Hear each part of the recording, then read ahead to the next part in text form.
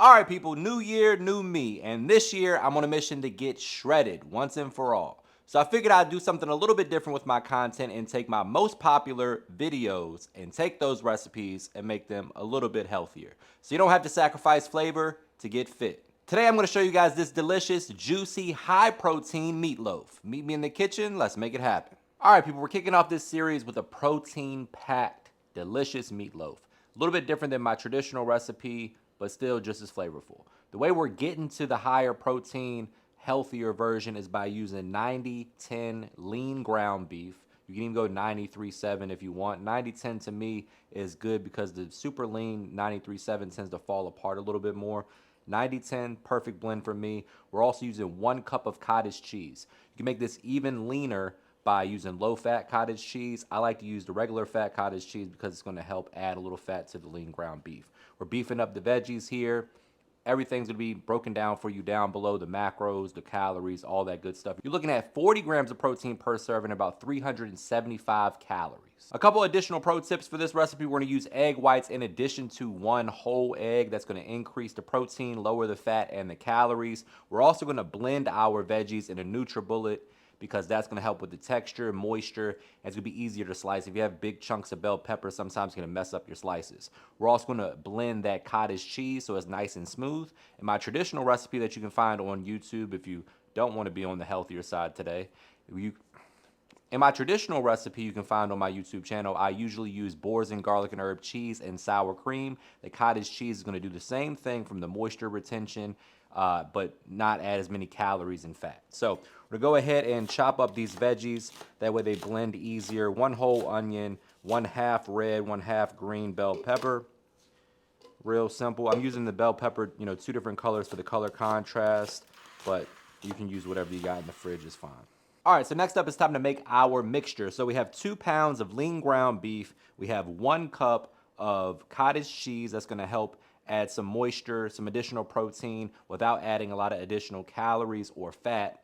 That's why we're using that in place of the sour cream and the Boursin cheese. We have a little Parmesan cheese. We're going to add that as well. Quick reminder, guys, that this recipe and all of my recipes can be found at MrMakeItHappen.com. Get most of that Parmesan in there. Then we're going in with 1 big tablespoon of garlic paste. And then we're really just going to season this up. I'm going to add some parsley, mostly for color, some fresh herbs. Eat with your eyes first, don't forget that.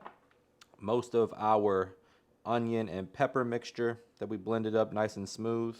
And then we're going to season this. We got, for seasoning, we have cumin, we got AP seasoning, my barbecue seasoning, a little chili powder, and some Italian seasoning. Keeping it real simple. Just make sure you have adequate salt. I'm going to hit the exterior of the meatloaf with some additional seasoning before it goes into the oven.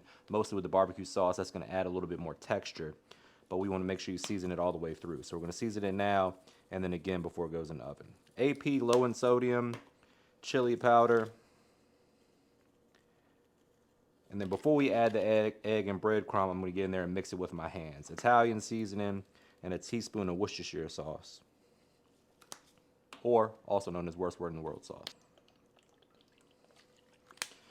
Get in there with your hands and mix everything together until it's well combined. Then we'll start to slowly incorporate our egg and then finally the breadcrumb. As you can see, the red and green bell pepper is going to add a nice color to this. You get all that flavor and nutrients without big old chunks of bell pepper that are going to make it hard to cut and just aren't that visually appealing or fun to eat when you're making a meatloaf.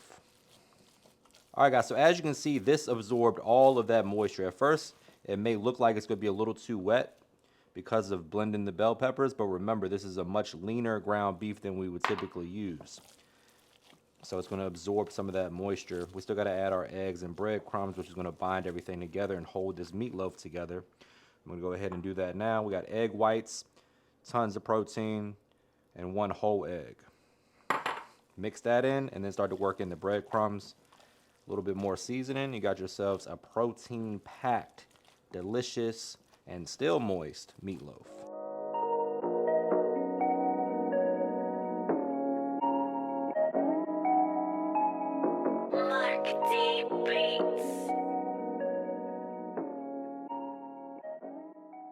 All right, so once you have all your ingredients mixed together, we're gonna go ahead and form our meatloaf. You can do this in a loaf pan if you want. I'm not a huge fan of that because only the top of that meatloaf is gonna get a crust. I like to do it like this. This is my preferred way, but use whatever you got. If you got a loaf pan and you're a fan of that, then by all means do your thing. You wanna spray this with some nonstick spray.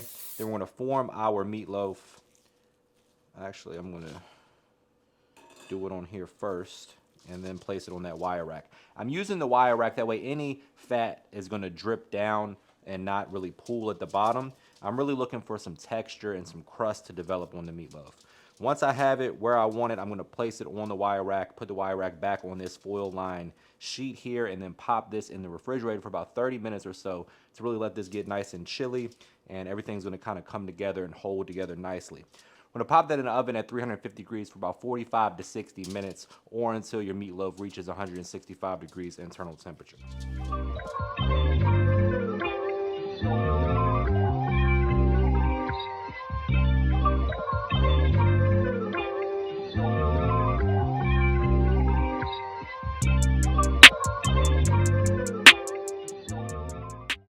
One thing I did forget to mention, you want to go ahead and baste your meatloaf with whatever sauce you choose to use about 15 minutes before it is complete. That way it can have some time to caramelize and stick nicely to the meatloaf. I used my barbecue sauce, which you can grab from my website, or just use whatever your favorite sauce is. If you want to keep this super healthy, lower calorie, lower sugar, you can use sugar-free barbecue sauce for this recipe. All right, guys, after a little bit over an hour, we have reached 160 degrees. You're gonna let it rest for about 15 to 20 minutes. That carryover temperature is gonna get you to 165, which is right where we wanna be. You wanna allow it to rest so that it doesn't lose all the juiciness that we've built here. Get a serrated blade is what you wanna use to cut a meatloaf typically.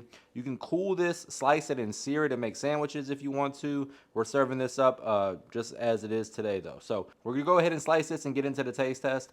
But before we do that, please take a quick second to subscribe to the channel. Make sure you hit that bell to enable notifications as well. Without further ado, it's time to dig in for the taste test. That is a beautiful, high protein meatloaf right there.